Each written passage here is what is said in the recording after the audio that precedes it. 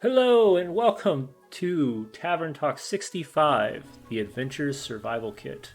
And I have a wonderful friend here of mine who not only sent me this amazing product that I'm going to show off in a short period of time, but he cosplays and he role plays and he's a business owner, and it's all sorts of just these fun things that we talk about in the tabletop community. We don't have a lot of time because this man is on the other side of the world and I don't want to waste any of his time tonight. But without any further ado, I'm going to introduce you to Jack Hackenbrook. So give us just a little idea of what you do, what your project is, and I'll start throwing random questions at you to have some fun. G'day everyone. Firstly, thank you James for giving me this opportunity to delve into the world of role-playing and adventure and so forth. Also talk about my business, Project H2, which I started close to a year and a half ago now, so it's still very green, very new, and still in the development phase. I am a part of an online role-playing group called Dress to Quest, and through that is where I pretty much touch base with yourself there, James, and here we are now. Yeah, no, met you through Tony and Eric, who were on the show just a couple months ago, when we saw Tony's giant display of just amazing Dwarven Forge materials. And then I found out that this axe and this sword were actually being made by somebody, and I was shocked. I was like, whoa! So excited. So I had to bring him on. What I didn't know is that he is a jack of all trades, to say the least, because we're going to reveal this right now because I've been super excited. I was going to do a box reveal, but I figured that I wanted to make sure that my excitement was there too, because I couldn't wait. When you send something from another country, it was kind of one of those things. But this is our Adventure Survival Kit. And though my lighting is a little bad, which I'm going to update that here this week, there's this beautiful dragon carved into this wood. And tell us a little bit about how this is made, Jack, while I'm trying to open it without throwing 1,000... To be honest, that was my first real big project. So when I basically got involved into doing my own business, and eventually I knew that getting a laser engraving and cutting machine is where I wanted to go, and mostly because I wanted to create really unique things and have more flexibility with construction. Whereas if you've got a CNC router, you generally deal with solid timbers. I wanted more thinner materials to be able to work. So I originally actually had a business partner, my best mate. He and I invested in it, and we started out. Sadly, about 6 months ago, I came to a point in his life where he also wanted to make dramatic changes. And I think COVID really brought this on for us, where we realized that, we weren't really happy in the work and the corporate world that we're in, and we wanted to tap back into our creativity. So long story short, we both invested in this, and about 6 to 8 months in, I think he also realized that he wanted that flexibility to have a machine at his own property and be able to go down his own path without having to basically get joint decisions on things. So he's gone his own way, and I wish him the best. We're still friends.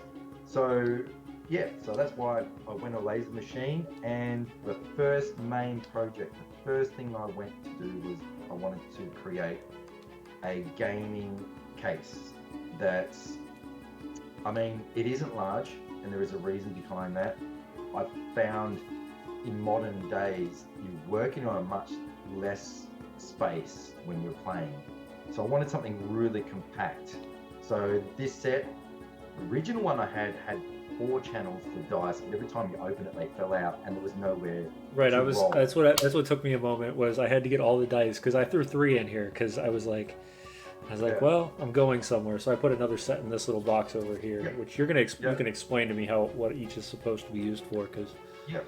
So 2 channels for dice. So really, it's designed to have only 2 sets, and in the my right, your left, the square shape is for minis, and I made it large enough that you can fit at least 3 standard minis.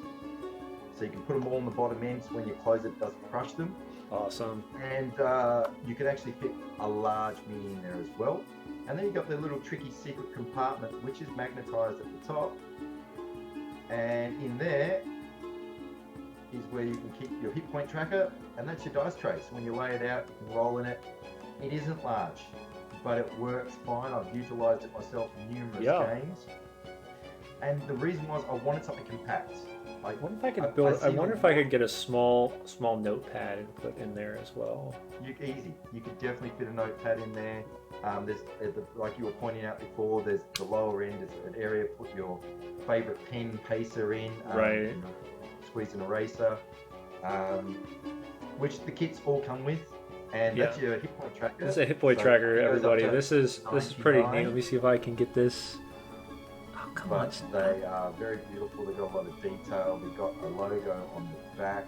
Yeah, there's the angels and the twin swords. Yeah. Which is hard to pick up on here, but it is. I'll make sure. Keep an eye out on the social medias this week. I'm gonna take probably 100 pictures of the thing and start throwing them up there for the week just to get all the intricacies, because my webcam's okay, but it's not shooting in, it's okay. Ultra detail. So yeah, to be honest, the version you have in your hand is the 4th in the process of me designing to get it to where I want it to be. I'm very happy now. And another thing that always used to annoy me with these kits is you put them in your backpack, you go off, meet your mates, you play a game, you go to pull out your kit, and it's just falling out, right? Right. So the magnets are definitely, they're strong magnets. They're not weak. No, they're 800 gram pull per magnet. So it's almost, what's that? Would that be about 2 pound of pull? Yeah, I know. When I'm telling you, I have to actually pull on this. This is not just a. And you're not a stick. You're a guy. You're a big guy. So right? Yeah. No. I picked it up and I was like, man, this thing's light and I like it. And I was feeling it, and I was like, okay, let's see if I can open this thing. And I was like, did you think, I'm gonna break it? But yeah, no, and it's sturdy. It's super sturdy. It's strong. It's made to take a bit of a beating. Yeah. I prefer if you don't throw it around the room, but I mean, I'm not going to. Yeah, they're sturdy. I'm not gonna lie. I originally invested in a file off of Etsy, off of a guy in. I could be wrong. I think he lives in. Could be Poland. I'm not sure. Part of Europe. Who had an original design that I bought the rights from, and I've totally morphed it from that. Awesome.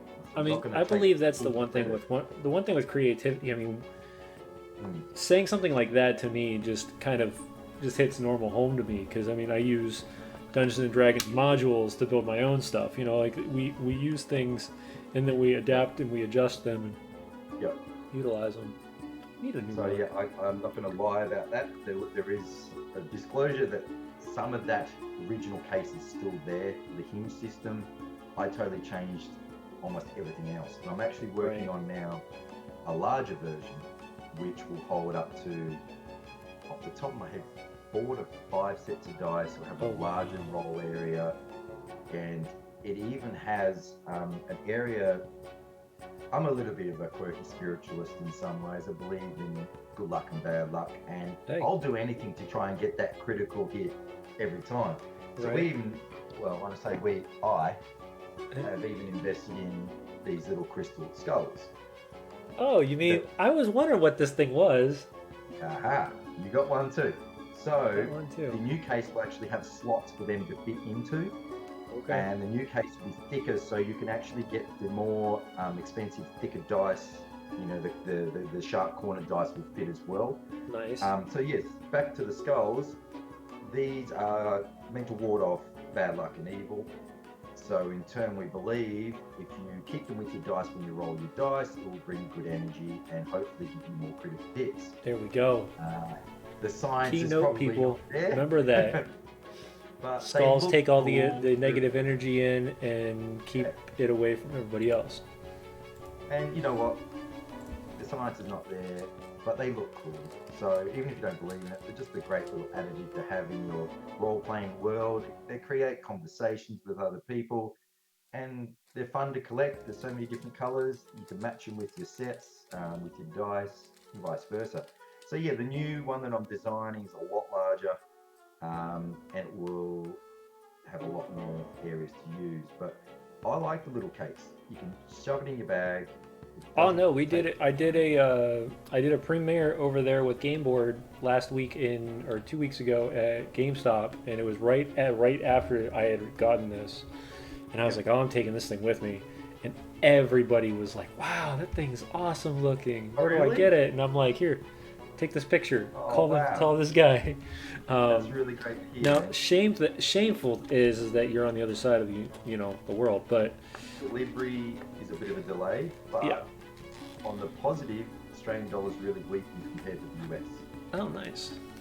So, say for example, if you buy the standard one, it's around $200, but in the US, that's probably like $150 at the moment. Right. So you probably get that with postage for the same day. It's not a bad deal. No, that's not a bad deal at all. The fact that the American dollar is so strong, it would be a huge deterrent. But I think a lot of people don't realise the Australian dollar is quite weak in comparison to the US. So it goes to your favour. Good to know. For anybody that's curious, order from the Australians because the money is better for us. That's right. You just have to wait for it to finally get shipped to you. But right. Other than that, saving on what. Now I will say though, this was a amazing thing that you did for me, and this was I don't ever take anything that the community has given to me lightly. I think these are amazing gifts, and not only is this a piece of your design, but it's limited edition, which I am a sucker for left and right. I love having, authenticated writing that states there's only so many of these, and I don't know why I'm weird like that, but it's cool. I'm a geek too. I love that stuff. Yeah, I'm even looking into getting a proper wax stamp. Oh, wax seal? Yeah, those are cool. Yeah. I like those. I wanted this to be. I want it to be unique and special. I want to hit the ground really running with the business and have something unique. I'm not the type of guy that likes generic and anything. It doesn't have to be the best. I just like people to have the opportunity to be unique, and I like to express myself in a unique way as well. So that's why I'm like, you know what? There's only going to be a small run of these, and once they're done, they're done. And I've already gotten through 50%, so I'm really happy. And when it's done, I can take the same shell and I'll do a new version. So I'm looking at versions that will be more character class orientated. I'm looking at versions that will be kind of connected to different parts of the role-playing world. Hey, if I'm lucky, I might even one day to be able to strike a deal with Critical Role and do something for them, which is, something future possibilities. Right? Yeah, no, those are definitely things you're, those are those dream shots, those are the but it's crazy to say stuff like that, right? Like you're like, one day maybe I could shoot a deal with Critical Role. But I've only been doing Tabletop Misfits for less than 2 years. And the people that I've been able to get on the show and talk to through either other connections or through conventions, like we've got people almost to that level that are getting ready to be showing up here in the next couple months, which I'm super excited about. And but I'm a little guy, right? Like I pull a small viewership, a small community. But like you said, who knows? Who knows where this It's could humbling. go? It really is to think that you can, like you just said, I'm in the same boat. Like, I've only been doing online gaming, just over 6 months. Yeah. Out of nowhere, through a Facebook friend of a friend of a friend, Eric Warburg reaches out to me and goes, "Hey, how you going, Aussie? Do you want to jump on and join our role-playing group?" I'm like, okay. And I'm like, search, who are these people? What's the group? So I'm watching it. Holy shit, they know this person, that person. They've had this guest. This looks exciting. Why have they picked me? And then he'll just jokingly say, "We just wanted an Aussie accent." So I'm like, I got that down, Pat. Right. So it came from nowhere, and it has been such a great opportunity. I've met great people, got to know more people. It's only been a small period of time, but I've already feel I've grown so much within that community, and it just made me go, hey, if I put in the effort and invest in this, and be a part of this community, it could grow into something actually huge. So, I'm a dreamer. And I completely agree. Funny story on that whole, one person knows one person knows one person. So last year we got back from Gen Con. Not this last one, but the year before that. It was my first Gen Con. And I had been working with GUI Cube maybe for about a year at max, but that was during the COVID times where we didn't really know anything of what the world was going to look like after COVID, right? And that's when we first started Misfits, and that's when I first started pro gaming and all that stuff. And then they were going to GaryCon that following year. And I said, hey, I messaged one of the guys that I knew was going. I said, hey, can you grab me the limited edition deck of many things that is GaryCon's like trophy limited edition item this year? He says, yeah, I'll grab it for you. You can pay me when we see each other next. Down the road, completely never mentions it. Mike is one of the owners of GUI Cube, and he's a great friend of ours now. Never mentions it. Show up at Gen Con. We're sitting there talking, and he goes, hey, I got something for you. I said, what you got for me, Mike? He goes, and he pulls out the limited edition card deck and hands it to me. Wow. And I was like, wow. Like, I was blown away. And then, not even 24 hours later, I was asked to come up on stage for the Great GUI Game Show, and the person sitting right next to me was Luke Gygax. Woo! Wow. So, played on the game show with him, and then as we got off the game show, I was like, hey, is there a way we can have a quick chat? And he's like, yeah, no worries. And I pulled out the deck, and I now have a signed card, his favorite signed card from the deck with his name on it. And he told me, he goes, cool. Next year at GaryCon, if you can be there, he says, I'll walk you around to all the artists and you can get their signatures too. And I was like, oh, dude, please tell me you did that. Well, I'm hoping I can get there this year. That's in March. Wow. How did it feel to have that opportunity so far? I mean, I was starstruck. It was like GUI Cube has introduced me so much to D&D and so much to the writing community and tabletop in general. And they've given me amazing opportunities. And it's also made me grow as a person to get more confident in being able to go talk to people.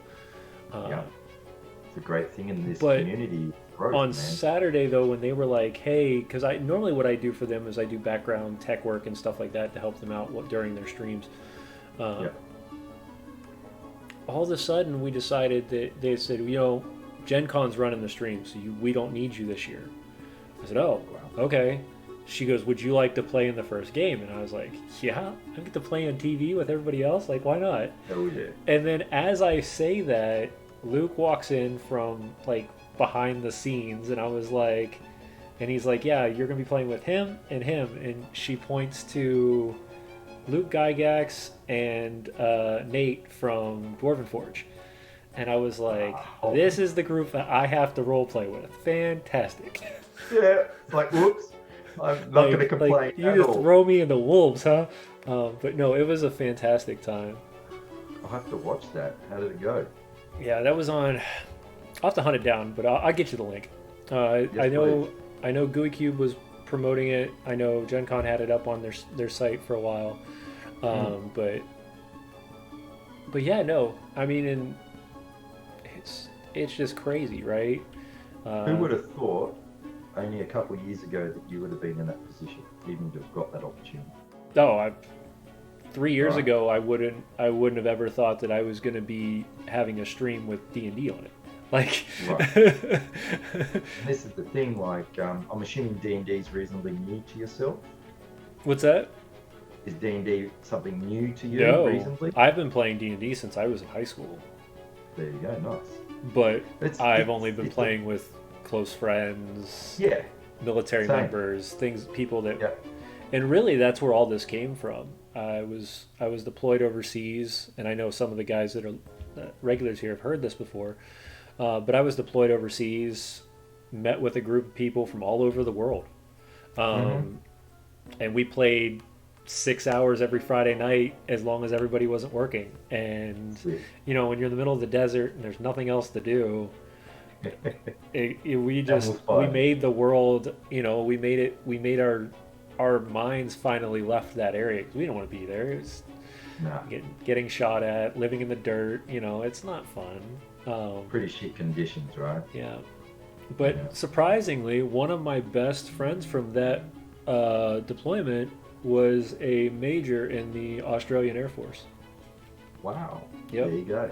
He sent me we got back from, it's a funny story there. So I got back from our deployment, messaged him, and he was like, hey, I've got something for you. I just need your address. What are you talking about?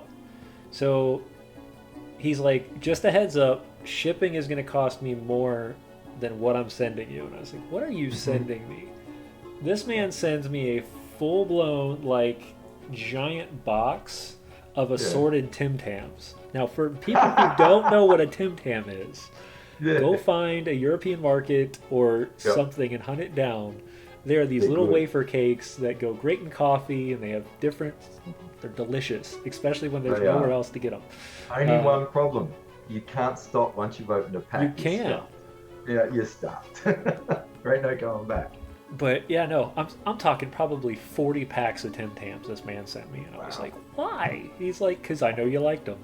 But that was what that's what the Australians would pay us in when we had to go do computer work in the desert with them. They'd be like, hey, no shit, we need you to come over and help us with the internet over here. And I was like, I don't have time. He's like, what about if I give you 2 boxes of Tim Tams? Like, I'll find time. Let's go. Yeah, I'll be there. But yeah, no, we met. The true blue Aussie way is we pay you in slabs of beer, in a case of beer. Yeah, well, we could only have 3 drinks a night, and there you go. In the desert. So instead, they paid us in wafers. You know. That's hilarious. But yeah, no, he's I think he's a colonel now in the Australian Air Force, and he's a fantastic gentleman, and still keep up to him to this day. And he was actually what allowed me to start my professional gaming, because he gave me access to his D&D Beyond account that had everything under the sun, until I had enough money to buy my own setup for it. But yeah, no, it's expensive. Crazy world. But finding out that the world was not as odd as I thought it was. You know, didn't really expect to meet other people from other countries that knew how to play D&D, or wanted to play D&D rather. And we played with Danes, we played with Canadians, we played with Australians, all over the United States people. It was just an interesting and amazing opportunity. It is very. I grew up. I'll be 45 this year, so I've been playing since I was probably 7 with my older brother. My older brother's almost 8 years older than me, so he was hardcore into first edition and second edition. So that's what I grew up on, and homebrew all the time with him and his friends. So I guess I was in some ways quite blessed. It also was a negative in other ways because my brother is incredibly good at D&D. So I had very high expectations going forward as a young kid. But I played it on and off all through my teens until I left school and went to Japan for 13 years. And when I was in Japan, I didn't really have any access to playing Dungeons and Dragons, so it was very rare that I got the opportunity during those 13 years. But long story short, yeah, back then you weren't open very much about being, playing Dungeons and Dragons. It was very much frowned upon as this weird cult nerdy shit. So you were very selective in who you talked to about, and you would literally get to know the person, gauge them before you would start throwing hints out like, you read Lord of the Rings? Oh yeah, you like that sort of stuff, and then you got to kind of step genre going, and randomly drop that D20 and see what happens. Yeah, literally doing your investigation checks. So whereas now the culture's definitely changed. When I was young, it was like you would get you would call them probably in the States your jocks that would look at you and think you're less of a man if you played anything nerdy like that. The same kind of culture is here in Australia, where you got your very blokey bloke guys that would go, I work a trade. If you do that nerdy stuff or even play computer games, you were considered less of a man. And I'm very glad that culture is slowly being chipped away. I'm a creative person. I didn't fit in that. I didn't like that sort of pigeonhole that was put into place that if you were in games, you weren't a man. So I'm very glad that culture is slowly being chipped away. I'm also liking the fact now that I can be more open about discussing it. I can be not as fearful of being shamed for it. And I'm talking for myself, I'd say that would be probably quite general throughout the world now. It's becoming more acceptable, and even being a nerd in general is not as bad a thing as it used to be, which I'm glad has changed. Correct. A lot of kids got bullied pretty bad at school when I was a kid, purely for the fact that they were intelligent in one kind of factor of their life, and they didn't fit the other normal mold. They copped a beating. So when I was a kid, I kept it very quiet. Oh yeah, I had very few friends that I would talk to about stuff like this, and we actually, when I first started playing, we didn't even play in the same town. We played like 5 towns over at a friend of ours, like out, because I first started playing in high school, and we would go to a local college campus on like a Saturday evening or a Saturday afternoon, and that's all it would be, is a student center. But I lived an hour away, so you wouldn't have seen me any other time other than being there for this thing. Wow. You rock up with the bloody hood on, you roll your fucking stealth check to make sure. Yep, and I vanish, No, I did a lot of weird stuff in high school, and it's not as weird anymore, but I definitely had some strange looks, because not only did I play D&D, but a lot of people know I also did Vampire. So I dived into that side of things, which a lot of people were like, play Vampire? Like, weird. It's like, have you read Anne Rice? Have you read these amazing novels and all this lore? And they're like, well, no, it just sounds very cultish and scary. And I was like, do you not read? Like, this is just a story. And that's always how I've always thought of it, is it's just a story. It's just us telling. It'd be no different than me sitting at a campfire and telling a story than doing it around a table with dice, other than there's now rules to it. And that was kind of my mentality for years. But no, it's D&D, I guess, for me personally, was a way to get out of some very dark points of my life, especially later on in my life. Either missing family or problems having at home, or I'm out in the desert. Like, that was my one safety net. That was my one connection back to reality, even though it's not reality. It's, it's that fantasy. It's getting you out of your head. Yep. So it's also a great opportunity for people who struggle with socializing. I've personally I'm always been a pretty, out there person. I'm pretty comfortable with talking and getting to know people, but I know through the community, it is a great outlet for people who do struggle in those areas socially, who are socially awkward. It gives them a confidence. And like you said, beautiful example. And I think everyone who has role played can relate to what you just said. It's that opportunity to step out of reality. It gives you that break. And it allows you to be something that you physically or mentally can't be at times. You can literally transform yourself into a fantasy world, which is inspiring. And like you said, it's a relief for some people. For me, it was all about the creativity, and I just one of these super fantasy sci-fi nerds that love the opportunity to be able to play with other people. I'm very much about the social side of it.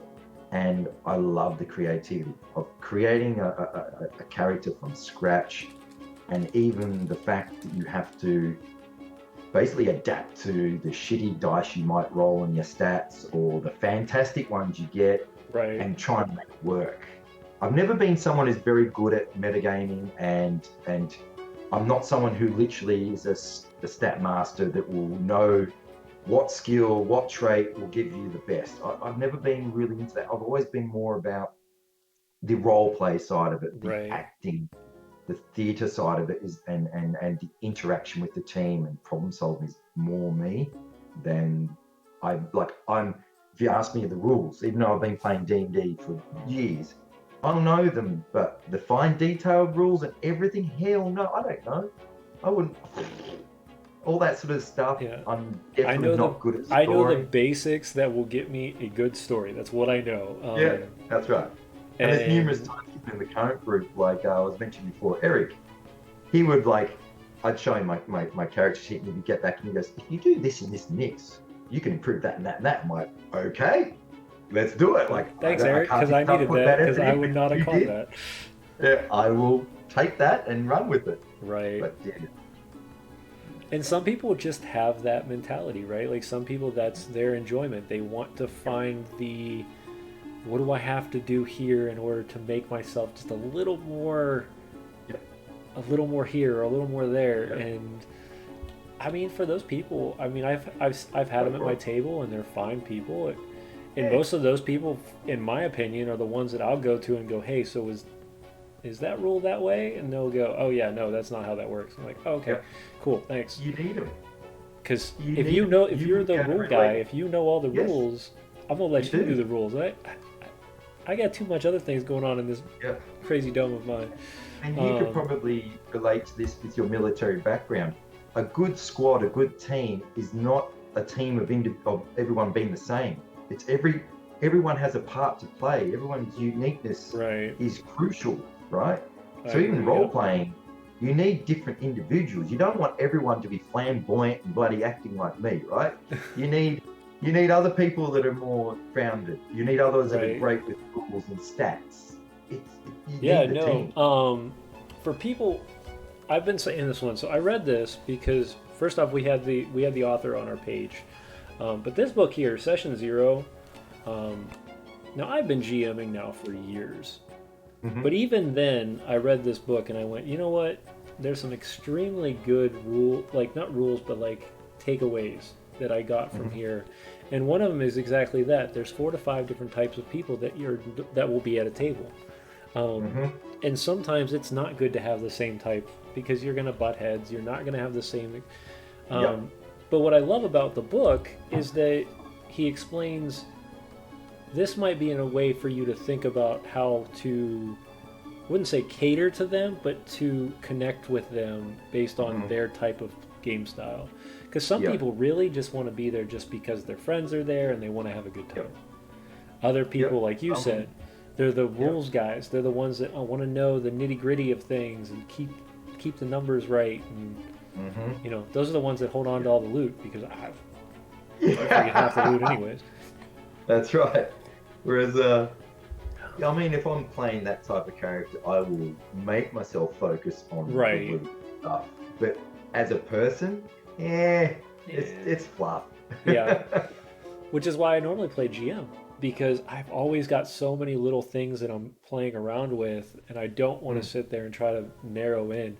Now, mind you, played an amazing game last night over on the Voctaire. They're doing a charity stream this week, well, actually this entire month, for Extra Life. So they're running 26 streams on their channel all month. And it's definitely, we got to play. I played a Blood Hunter Furball of the Lycan last night, and all I got to do was just rage and go crazy on that. But real quick, we're going to take a quick 2-3 minute break, and we'll be right back, guys. Thank you. All right.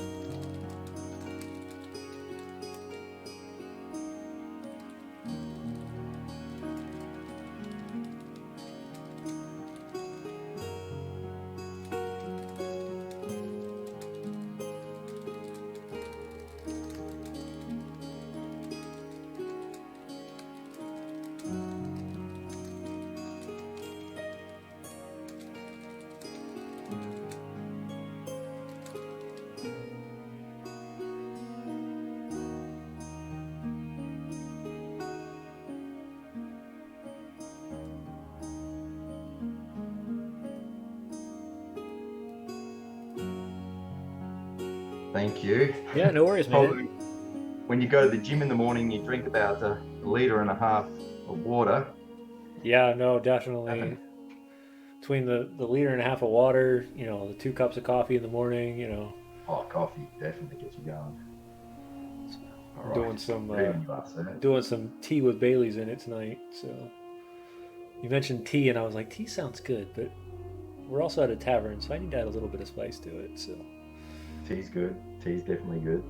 All right, let's get back to the show.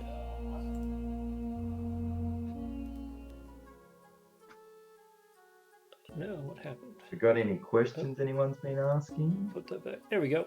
Yeah, so real quick, let's grab the question that's been asked a while back. Um, I don't want to miss his. What is the process that it takes to make one of these survival kits? Good question. It's actually quite difficult.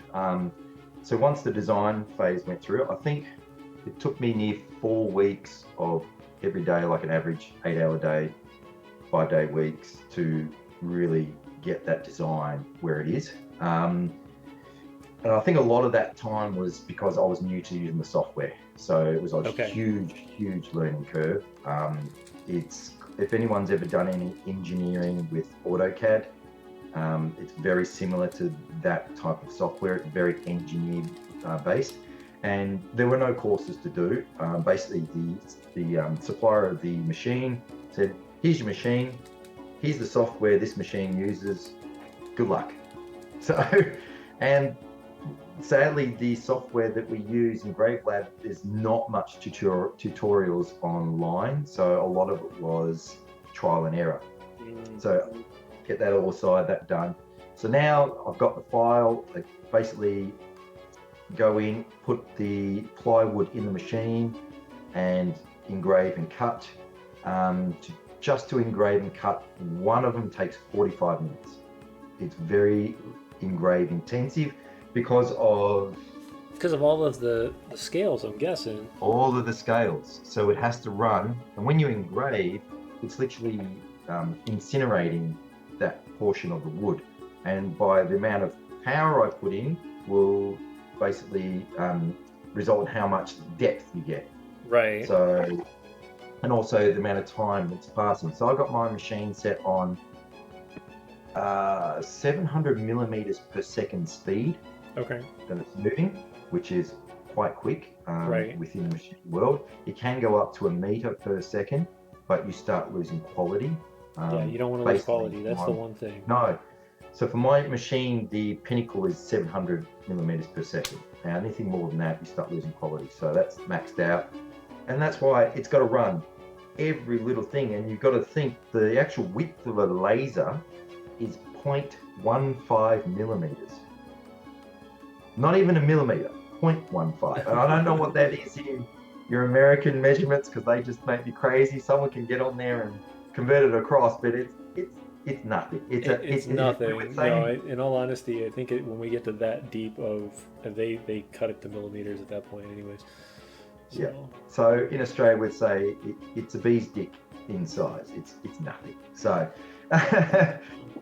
So yes, that's why it takes so long. So it has to engrave every bit. The engraving is by far the slowest part of the process. The cut is quite quick. It just goes, one cut. It doesn't have to relay over, so it cuts very quick. Then you've got the fact that it has more than just plywood. To get your spacing right, I had to get a special foam layer, which is very new. You've got the new version. Yours is the newest version. Before version. That was multiple layers of plywood. It felt great in weight, but the construction process was ridiculously slow. So now I've used the foam where you get more lighter feel, which is great. It's still as sturdy as it was before, but construction speed is a lot quicker. So I used to be taking up to 4 hours to build one, which is financially not feasible. No, not unless you're spending ridiculous amounts. I mean, there's a couple $100 just for one would be not good. So I've got it down to now, from the machine time to construction, I can do it roughly in 2 hours. Okay. So it's better. I've got special templates that I use now to help construct it. And it needs at least 24 hours to dry because there's a special epoxy glue that you need for those magnets. Normal super glue won't hold it. Right. You'll be your 10th or 12th open on your case and the magnets will just rip out because they're too strong. So there's a special epoxy that takes 24 hours to fully set. So my goal is always on the day I get the magnets in, and by the next day it can be shipped. But you know, depending on how busy my week is, it could be a week before that is completed, before it's shipped out. So I always tell people to at least give me a week to get it out. It is custom. So each order is built for that individual, and the individual has the options to have their birth date or their character class or name or something engraved on the back. There's a special section that I keep there. I think somebody else got their name on there, didn't they? Yeah, you did. I did not even see that. Oh my goodness. You didn't see that? Oh, mate. No, I got hooked on the limited edition Dragon Scale. That's what I got hooked on. I was like, ooh. What number did you get? A20 of 50. There you go. Yeah. So there's only 50. There's not many. I'm halfway through. And once the Dragon Scale version's done, I've got a couple projects in mind that I'll go on to.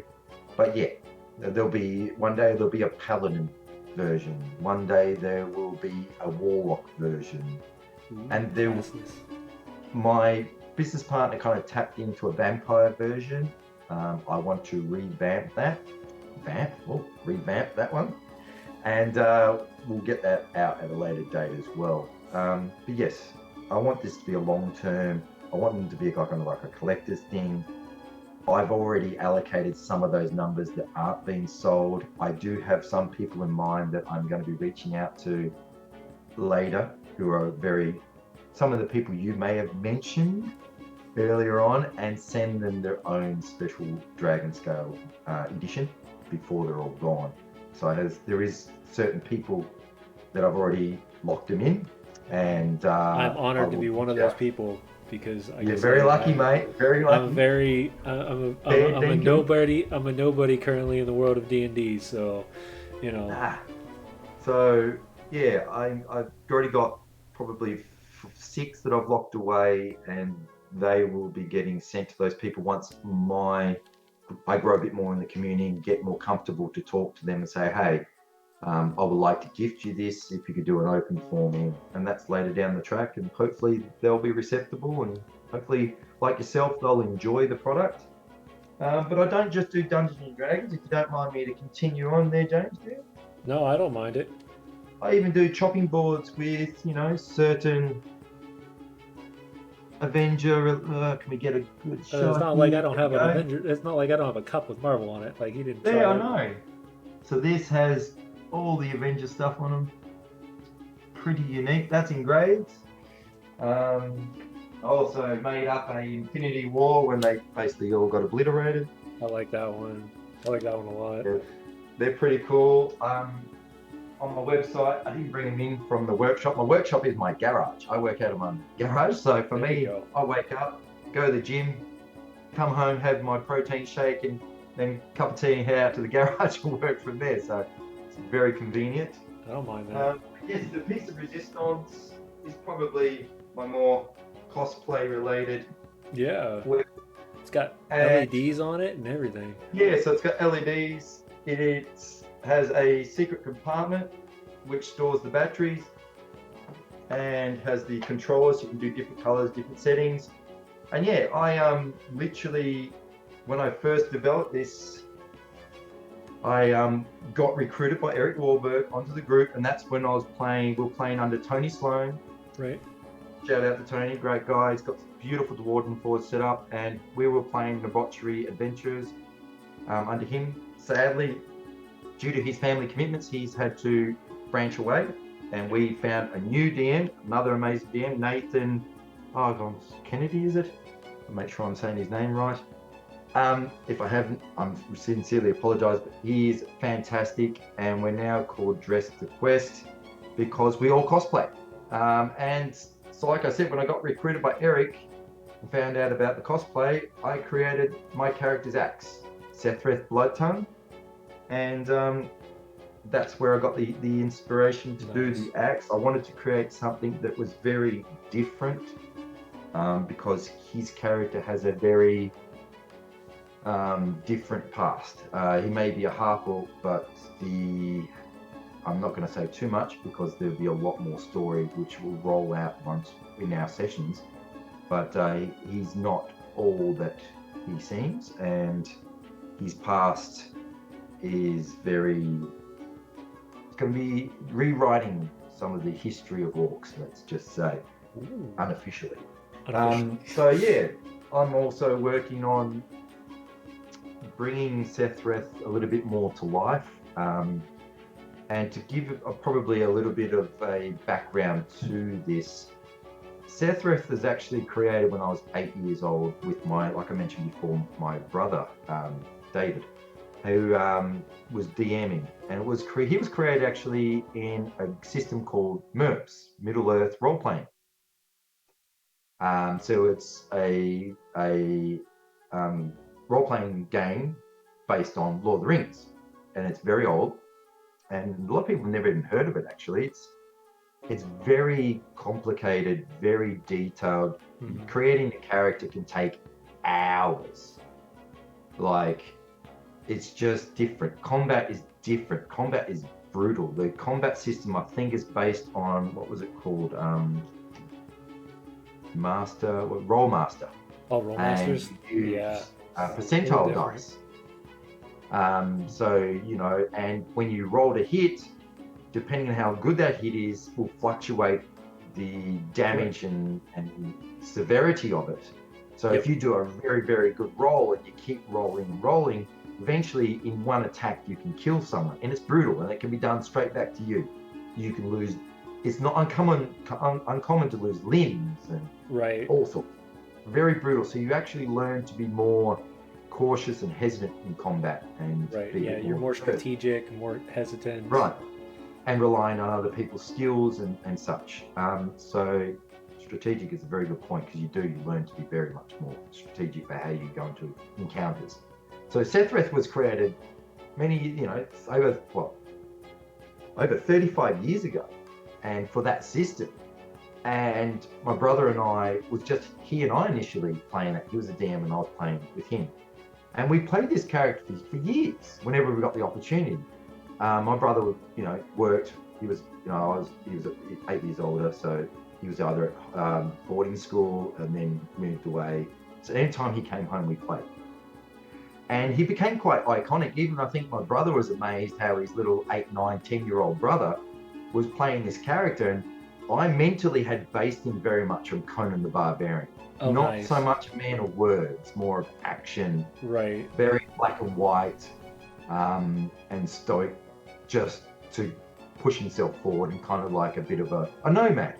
Right. And it was crazy. Like, when the dice had to stuff up, they would stuff up perfectly. When they were meant to be like heroic, and in that system you can call on the gods, and if you roll 100, which is a 1 in 100 chance or whatever, the gods would help you. And somehow I was pulling off these miraculous rolls, and it became quite it was almost like we were creating a friggin' script for a film with some of the stuff that was happening. And even my brother was like, when you're older, you've got to bring this character to life. You've got to write a book about him, or a comic book. And I'm like, but you're the writer, and I was the drawer. I was always very good at art. So the whole goal was one day we would jointly do the book. Sadly, he and I are not close anymore, and he's moved far away. So coming back drawn into the online role-playing world, I thought, this is the moment where I need to bring him back, convert him to D&D as a young version, and let him grow up to that. And I've got to proactively start bringing him to the world as a book of some sort. So yeah, not long ago, I've actually started writing it. At this stage, it's probably going to be more of a comic book, maybe. And hopefully, my goal is in the next 2 years to actually maybe get to a point where I might be looking at a Kickstart or something to get that out there in the world, and hopefully get some success. Who knows at that point, right? Yeah. I have some pretty amazing, pretty amazing artist friends of mine that might be interested in helping with that. Well, that's good, because I'm definitely going to need that. My artistic ability... Yeah, definitely look up... pretty good as a kid, but nowhere near where I would want it to be as a comic book artist at all. So yeah, when we did... if you go back in our archives, if you go find the one, it's for the Song of Name It. It's a Kickstarter that was launched a couple months ago. The artist's name is David Stevens, and he is an absolutely fantastic artist. Probably can't afford him. He's he does a lot of stuff to like help Kickstarters, and he takes a very small share type stuff. He's very very community driven. He actually was funny. I had an image in my head of a villain that was supposed to show up in the Affordables, which was our D&D show for a while, and I sent him it, and I said, but I've only seen a model of it, and I was like, this is what I want, but I want it changed a little bit. I was like, can you do something like that? And he's like, I don't know, maybe. And not even within an hour or two later, he's sending me like sketch art on it, and I'm like, why are you doing this for me? He's like, because it's a cool idea, and I want to see if it comes through. And I was like, all right, cool. So I have a full-blown artwork of the villain that has not been seen since episode 2 of the Affordables, and it's kind of like the arch nemesis that's floating around in the ether as everything else is getting unfolded. Maybe you need to bring him to life with some sort of story. Oh, he will. He'll return. Cool. We've talked about returning to the Affordables here in the next couple months. I think we're really enjoying. We just got done with Plots in Darkenhaven, which was our 12-week mini series. We really loved that. We loved how everything set up, everything was structured, and how everything worked. So we're planning on a season 2 of that. But funny enough, the way you were mentioning something, so starting in 2 weeks on our channel, the Misfits are heading to Middle-earth. Oh, what? We are. We're picking up the new D&D version? We're going straight into the One Ring RPG, which is completely outside of D&D. Cool. So it's going to be a 2D12 and 3D6 system. Cool. So yeah, we're excited. It's low fantasy. It's very Middle-earth. Yeah. It's the time between The Hobbit and Lord of the Rings. So Perfect. We're building the story right now. We're looking at what was happening in that time frame. And we're currently, goes out to everyone, and the official announcement will go out on Instagram later this week. But if you are interested in coming to play on an 8-week episode, we're looking for 1 to 2 people. We would like at least 1 lady, so that we can keep the diversity going on the stream, and to give that different emotion and connection to the community. So, but yeah, we have 4 people currently picked. Nice. 1, 2, 3, 5 people currently picked. And so we're looking for 1 more, either lady or gentleman, to come join us to venture into Middle-earth. So. Wow, sounds amazing. I think the only downfall is, I believe Dress to Quest runs back to back with us, so it would kind of run into a timing issue. I think they would literally kill me if I did that. Yeah, no, I appreciate my heart is sold at Dress to Quest at the moment. Stop tempting me. Shame. I was like, y'all need to move to Mondays, so that way I can watch Dress to Quest on Mondays, do my show on Sundays, and we can work together on this thing. There you go. Collaborate. But in regards to that, I think it was the only slot with Gen Con that worked. Correct. Yeah, you guys do have an amazing opportunity to do it through Gen Con, which is awesome. We do ours straight through, our own channel, so I don't have that. I would love the community of Gen Con. So I'm hoping that somehow Gen Con keeps growing, and they'll have more slots, and then draw in more and more groups. I mean, I don't work with Gen Con directly. I mean, Peter's an amazing person. I've talked to him multiple times. He's been giving us great opportunities. He's been incredibly flexible with us with the transition from Tony to our new DM, Nathan. Very supportive. So fingers crossed it keeps growing.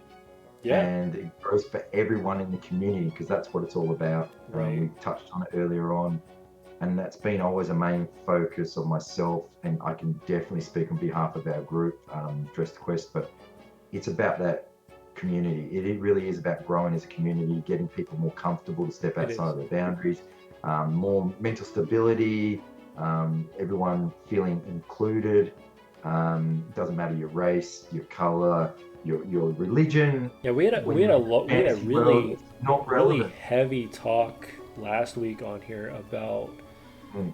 the issues of diversity in D&D with tables, and I was blown away. But like, I've not had a lady come on our show and be like, "Hey, you know, we've been ostracized from tables, we've been mistreated," and I was like, first off, not my table, you're not, because that's not going to happen. But No. I feel bad. I feel like there is still that disconnect as a community that we still need to improve on. I think And people those are also need those are in a large Yep. picture, you know. I think people also need to understand that sadly, the role-playing world, there's a lot of people who are socially awkward. So they don't Correct. handle the situations very well at times. And as a whole, as a community, we need to get better at being more open and less judgmental. I And agree. I don't think it's intentional. Majority of the time, I don't think it's intentional. I do think it's agree with just that. people The same thing. I don't struggle believe it's socially, intentional. A lot of it is, you know, I wouldn't say lack of programmed, awareness. but it's Yep, years and years and years that have to now be redirected, you know. yep. And Um, some of these people probably feel very awkward around women. It's not an excuse. I'm just right. saying how it may be. But Correct. for myself personally, I've found that it's very hard to find people of the opposite sex that are even wanting to play. It's a very male dominant world up until Right. the last 10 years. So when I was younger, I used to go to like conventions where it was all about role playing and such, and Right. 80% or 90% were guys. Like Yeah, it was and almost none no of them girls wore at all. deodorant, you know. And Yeah, none of them wore deodorant, still and a everybody problem. stunk. Gents, I'm actually going to put that out there. Gentlemen in this industry, please wear deodorant when you go to a Yeah. convention. Yes. You But you walk I'm for glad that's nine, changing. 10 hours at a time and Yeah, you're gonna sweat like a sweat, you're gonna pig. stink, so be prepared. Yeah. Bring the deodorant, spray it on. But yeah, I'm glad that it's getting more females inclusive. Yeah, it's Yeah. always more I exciting. feel my only It's more, downfall with the whole inclusiveness is now it feels like there's two sides of D&D, and it makes me sad that that's the yeah, case. agree. Because you have Shouldn't run. you have your LGBTQ Mm-hmm, community, you have mm-hmm. um, Yeah, your racial communities, but they're secluding in a lot of ways, and I see this a lot, and it makes me. I'm like, how do I fix this portion? It's like we want to just play with those people. We don't want to play yes, with other people, and I'm like, well, then we're just branching apart. Where I you're was funny. segregating. I was talking on the channel last week, and I said, you know, one of my goals as a Mm, DM is I want an mm, all lady cast. I've never mm, done it. mm, I've never used it. I've never seen how it mm. works. I don't understand the dynamic, No, but it would raise my quality of DMing because I'd see a of course. different version of the game. Yep. Um, which is why we're pushing so hard to have another lady join us for our Middle Earth adventure, because we Mm-hmm. want that diversity and that inclusion. Well, I So, know of a few actors and models here in Australia that I've interacted with. Like people would know on the side, I do a bit of acting, I do a bit of modeling, nothing mainstream at all, very amateur. But I enjoy it, and it's something I do as I guess as a hobby, right, and as an interest. But I come across people who, and we talk about role playing, and they're right. like, "What's this? What's that?" I've met a lot of females that be like, I would love to do it if the opportunity was there. But the problem is, you know, getting them together at the same time. Right, yeah, Everyone getting them together. I works, mean, everyone we all know commits, D&D's worst enemy is a schedule. It's the worst thing we've had in the world. drives us Was a all schedule. nuts. Thankfully, the internet has helped us rebuild that a little Yeah, bit, because otherwise we wouldn't be able to play with people across the United States and across the world. Um, nope. Am I the first Australian you've had on your show? Oh, maybe? Maybe. Ooh, that's an accomplishment. Am I the first international? Surely No. not. No. Ah, bugger. We've had an Italian adventure writer. We've had a couple GMs from England. Nice. I'm trying to think if there's anybody on that side of the world though. I don't have a large international Asian community, so that was a little difficult. But partially the language barrier kind of fights that a little bit too. It'd be great to get into that though. Like I just saw recently, Japan is actually started Japan just got their first D&D. Dungeons and Dragons in their native language, and Yaroze Nihon. yeah, no, I'm really excited to see where this goes. Like in a large frame. I'm really excited to see where D&D goes or where tabletop goes in the next 5 years. Because one thing, and I know GUI Cube is kind of pushing for this, and we're hoping to be kind of on the driving edge of it, is to start pulling from other cultures. I mean, D&D as a whole is still very Western or Eastern Western European. The cultural design is still the same with the caste system and stuff like that. And I think we finally saw the first version of something different when we saw the Radiant Citadel that just came out a couple months ago in D&D Beyond. And I think as that starts to increase, you're going to see some very strange and unique adventures that we've never experienced before, because the really cultures are going to be pulled from those. So definitely cool. Well, I'd love to chat more, but sadly my time is quickly running out. I agree. Yes. Anyone got any time and questions being on the other side of the world, I completely understand that. Do we have any final questions before we let Jack head out? I want to make sure we don't steal any questions. Your friend Quick Step Gaming said hey. The vouchers. He said one of your friends said hey. Where? Friend of Jack, so any way he can support you. So Quick Step Gaming came and joined us for the evening. Quick Step Gaming. Watching when I can. Oh. Not sure if he's still here. Yep, still here. It says on our channel, but Quick Step, who are you? Reach out to Jack after this. Yeah, let me know. What is something you're working? So final question then from Shadow is, what is something you're working towards? So what's the future look like before we let you go? So ultimately, for myself, I want to continue on this business as a full-time, be able to continue it full-time. Sadly, I'm not quite there yet, so will be going back to working for the government in quarantine from November. The business will be still continuing. It'll be running in the background. You and I are very similar, my friend. Yeah. Reality's kicked in and Daddy's got to pay the bills. So exactly. I've got four munchkins running around, so I've got to take care of the kids. There you go. I've only got two, so I'm only half your pain. Yeah. But look, my long-term goals, I'll break it down pretty easy. One is to make my business successful enough that I can have it as my full-time income. I don't need to be making millions, but just enough to put food on the plate plates for my family, food on the plates. Yep, that sounded broken. But anyway, and also I really want to grow within the community, get to know some of these other, I guess you could call it royalty celebrities within the industry, be able to rub shoulders with them in some way would be amazing. And I want to, in the next 2 years, be at the point where I can kickstart Sethreth Blood Tongue Historic. That's my goal in the next 2 years. All of them. Why not? That's awesome. Hey, why not? Hopefully that second one will pull you here to the States for a little bit, and we can meet up at a convention. Within those 2 years, I'm definitely going to be over for some of the large conventions. Yep. At the very least, I'll be bringing my cases and selling them at those conventions. That is a huge goal. Definitely. Gen Con's the largest convention in the United States right now for D&D and tabletop community. 70,000 people on average. I mean, it's an insane. It's Indianapolis in August, so it's a little warm, a little cool.